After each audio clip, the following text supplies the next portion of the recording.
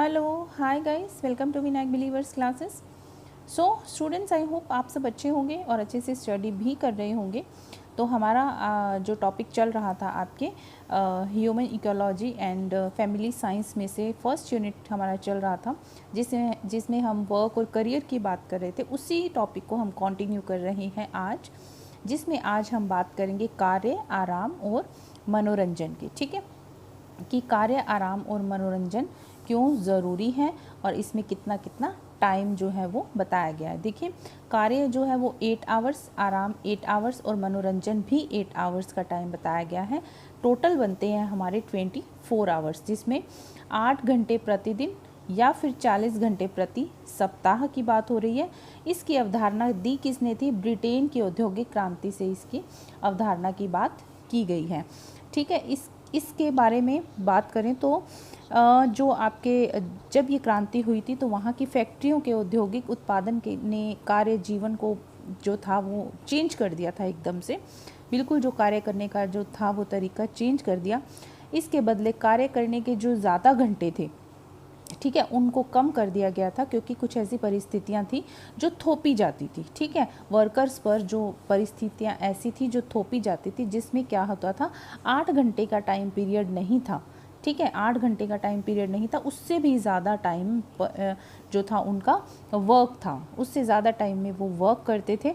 और जिसमें कि बहुत सारे ऐसे देश थे और बहुत संस्कृतियाँ थी जहाँ पर ये जो आपका लेबर डे एक सेलिब्रेट किया जाता है।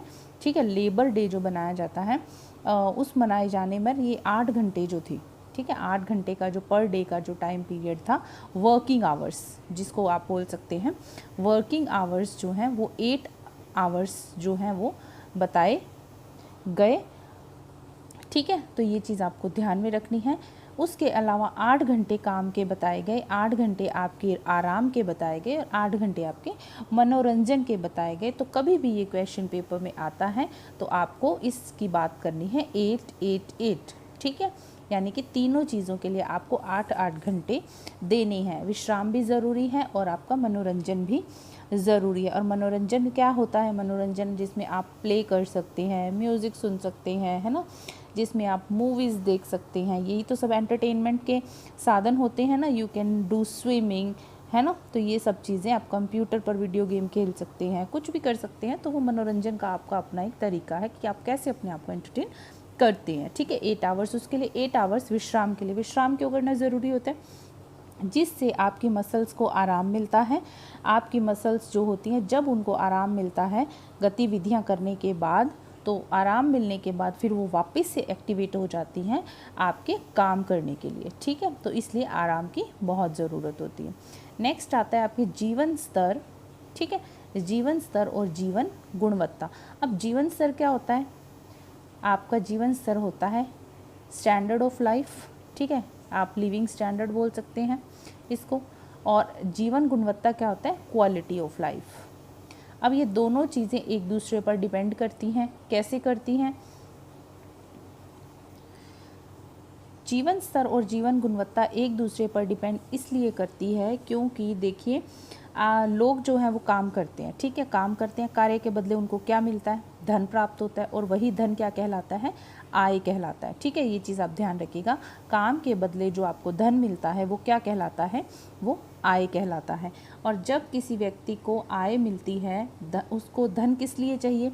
जीवित रहने के लिए। जीवित धन से थोड़ी रहते हैं, जीवित रहते हैं जो धन से हम आवश्यक वस्तुएं हमें उपलब्ध होती हैं। आवश्यक वस्तुओं में आपके फूड, उसके अलावा आपकी जो भी आपको आवश्यक सामग्री है, सेवाएं हैं जो प्राप्त होती है, ये सब चीज़ें धन से आती हैं। और जितना भी धन एक व्यक्ति कमाता है, ठीक है, एक व्यक्ति जितनी भी अर्निंग करता है, तो वो क्या होता है, अपने जो कंट्री समझ लीजिए, उसके आर्थिक चक्र को यानी इकोनॉमिक साइकिल को चलाने के लिए क्या करता है? वो योगदान दे रहा है, मतलब उनका सपोर्ट मिल रहा है। जो व्यक्ति जितना ज़्यादा काम करके धन कमाता है या जितना ज़्यादा काम करता है, तो वो उस अपने राष्ट्र को या अपनी कंट्री को कह सकते हैं वो उतना ही ज़्यादा अच्छा योगदान दे रहा है। किस चीज़ में दे रहा है? इकोनॉमिक साइकिल को बैलेंस करने में। ठीक है, इकोनॉमिक साइकिल को बैलेंस करने में उतना ही ज़्यादा योगदान दे रहा है। और जितना ज़्यादा धन कमाता है उतना ज़्यादा क्या होता है, आपके जो लिविंग स्टैंडर्ड है, लिविंग स्टैंडर्ड के अंदर क्या आता जाता है, आपके सुधार आता है, आपका लिविंग स्टैंडर्ड इम्प्रूव होता है। पता है ना कि जब हमने भी देखा है कि जब किसी व्यक्ति के पास पैसा नहीं होता तो उसका लिविंग स्टैंडर्ड थोड़ा लो होता है, और जिसके पास अच्छी आय है, अच्छी इनकम है, तो उनके लिविंग स्टैंडर्ड में डे बाय डे इम्प्रूवमेंट आता जाता है। तो वो किस लिए आता है, क्योंकि वो ज़्यादा काम कर रहा है, ज़्यादा धन कमा रहा है, इनकम हो रही है ना। और फिर धीरे धीरे जैसे जैसे लिविंग स्टैंडर्ड चेंज होता है, ठीक है, जैसे जैसे लिविंग स्टैंडर्ड चेंज होता है वैसे वैसे जीवन की गुणवत्ता में भी सुधार आता है। ठीक है, तो धन जो है इन सब चीज़ों के पीछे एक बहुत बड़ा कारण है, जो कि आपके जीवन की गुणवत्ता में सुधार लाता है, जीवन स्तर में सुधार लाता है। मीन्स आपकी लाइफ क्वालिटी लाइफ जिसको आप बोल सकते हैं। ठीक है, लाइफ क्वालिटी लाइफ की बात कर रहे हैं। ठीक है, तो ये आपके जीवन स्तर, और जीवन स्तर के अंदर क्या क्या चीज़ें आ जाती है, धन, आराम, भौतिक सामग्री और उपलब्ध वस्तुएं, ये सब चीज़ें जो है आपके जीवन स्तर के अंदर आ जाती हैं। ठीक है, चलिए नेक्स्ट हम बात करते हैं इसके अंदर जीवन स्तर के मुख्य रूप से आधार क्या क्या होते हैं। अब जीवन स्तर के, अब जीवन जो स्तर है आपका, लिविंग स्टैंडर्ड जो है, इसका बेस क्या है, बेसिक जो है आपका ये क्या है। देखिए आय, इसके मुख्य आधार कौन कौन से हैं, आय है, ठीक है, इनकम, उसके अलावा रोजगार की गुणवत्ता और उपलब्धता, जैसे कि आपके जो क्वालिटी ऑफ एम्प्लॉयमेंट, ठीक है, अवेलेबिलिटी ऑफ एम्प्लॉयमेंट, ठीक है, उसके अलावा माल और सेवाओं की लागत, सकल घरेलू उत्पाद, ठीक है, सकल घरेलू उत्पाद को बोलते हैं जीडीपी, माल और सेवाओं की लागत, ठीक है, कि जो आपके सर्विसेज, गुड्स एंड सर्विसेज की बात हो रही है यहाँ पर। राष्ट्रीय आर्थिक वृद्धि, मतलब कि जो आपका राष्ट्र है उसमें कितनी आपके इकोनॉमिक जो ग्रोथ है वो हो रही है। घरों की गुणवत्ता और उनको खरीदने का सामर्थ्य, ठीक है, जो आपके होम, जो हाउसेस जो बन रहे हैं उनकी क्वालिटी, और उसको कितने लोग खरीद पा रहे हैं, खरीदने का सामर्थ्य, ठीक है, वो आपका जो है आधार बनता है लिविंग स्टैंडर्ड में। प्रति वर्ष सवेतन छुट्टियाँ, सवेतन छुट्टियाँ होती हैं पेड लीव, ठीक है, जिसको बोलते हैं पेड लीव। शिक्षा की गुणवत्ता, quality of education, availability of education, ठीक है, लिविंग स्टैंडर्ड में ये सब चीज़ें बहुत ही मैटर करती हैं।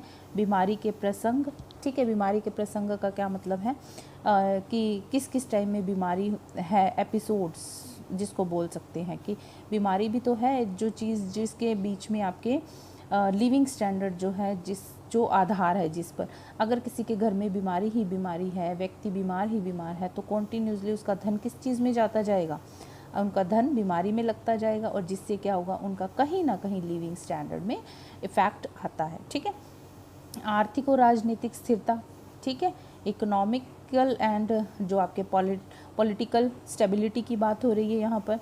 उसके अलावा हम नेक्स्ट बात करें, नेक्स्ट में आपके आए जा रहा है सामाजिक असमानताएं या विषमताएं, ठीक है, गरीबी, आधारभूत ढांचा, आवश्यकता की वस्तुओं को खरीदने के लिए उपलब्ध धन और कार्य के घंटे, बेहतर स्वास्थ्य देखभाल की सामर्थ्य, मतलब ये सब चीज़ें जो है आपका आधार बनती हैं, ठीक है, किस चीज़ में, लिविंग स्टैंडर्ड में। किन कारकों पर आधारित होता है लिविंग स्टैंडर्ड, जीवन प्रत्याशा, ठीक है, बेहतर स्वास्थ्य की देखभाल का सामर्थ्य, राजनीतिक और आर्थिक धार्मिक स्वतंत्रता, पर्यावरणीय गुणवत्ता, सुरक्षा, जलवायु, ये सब चीज़ें जो हैं ये आपके लिविंग स्टैंडर्ड इन पर बेस्ड होता है कि कौन सी चीज़ कितनी आपके लिए ज़रूरी है। इनकम है, इनकम के बिना आप अपना लिविंग स्टैंडर्ड नहीं बढ़ा सकते। रोज़गार आपका कैसा है, ठीक है, रोज़गार की अवेलेबिलिटी कैसी है, गुड्स सर्विसेज की लागत कैसी है, ये सब चीज़ें जो हमने पढ़ी, ठीक है। उसके अलावा आपके जीवन प्रत्याशा की बात हुई है, पर्यावरणीय गुणवत्ता की बात हुई है, तो ये सब चीज़ें जो है ये ध्यान रखनी है आपको कि आपके जो लिविंग स्टैंडर्ड है, जो आपकी क्वालिटी ऑफ लाइफ को बढ़ाता है, इंक्रीज़ करता है, इन सभी कारकों पर ये आधारित होती हैं। नोट में अगर देखें तो हम नोट में ये बात आ रही है, जीवन स्तर उपयोग में कौन कौन सी चीज़ें क्षेत्र में देश की तुलना के लिए, ठीक है। जीवन स्तर क्यों उपयोगी, आप इस तरह से इसको पढ़ेंगे तो कैसा होगा कि जीवन स्तर उपयोगी क्षेत्र में देश की तुलना के लिए, ठीक है। आज जब दो घर एक साथ हैं, ठीक है, इस तरह से आप समझ सकते हैं। आप किसी एरिया में रह रहे हैं, एक आपके घर में घर झोपड़ी टाइप्स बना हुआ है, एक आपके सामने कोई बिल्डिंग टाइप्स घर बने हुए हैं, तो इस दोनों के कंपैरिजन में कंपैरिजन करके आप आइडिया लगा सकते हैं कि किसका क्वालिटी ऑफ जो लाइफ है या लिविंग स्टैंडर्ड है बेटर होगा, है ना। तो वो चीज़ आ जाती है। और आपके जो लिविंग स्टैंडर्ड है, जीवन का स्तर जो है, वो देश की प्रगति के मूल्यांकन के लिए भी ज़रूरी है जानना। जीवन स्तर का मापन मानव विकास सूचकांक के द्वारा भी किया जाता है, ठीक है। जीवन स्तर का एक माप होता है जिसको मानव विकास सूचकांक बोलते हैं, जिसको बोलते हैं HDI, ठीक है। ये चीज़ आ रही है, तो इसके बारे में हम कल पढ़ेंगे, पूरा बहुत अच्छे से डिटेल स्टडी करेंगे क्योंकि ये बहुत ही इम्पोर्टेंट है, ठीक है। चलिए स्टूडेंट्स, आज का हमारा टॉपिक यहीं पर मैं फिनिश करती हूँ और आई होप आप लोगों को समझ में आ गया होगा। देखने में समटाइम्स चीज़ें बहुत ईजी लगती हैं, बट जब आप उसको पढ़ने लगते हैं, समझने लगते हैं, तब एक्चुअली उनका कॉन्सेप्ट आपको समझ में आता है कि बेसिकली इन चीज़ों के पीछे क्या मतलब है, ठीक है। तो आई होप आप लोगों को समझ में आ रहा होगा। हमने स्टार्ट की है स्टडी, तो डेफिनेटली हम अपनी सक्सेस हासिल करेंगे और बहुत अच्छे से चीज़ों को समझेंगे।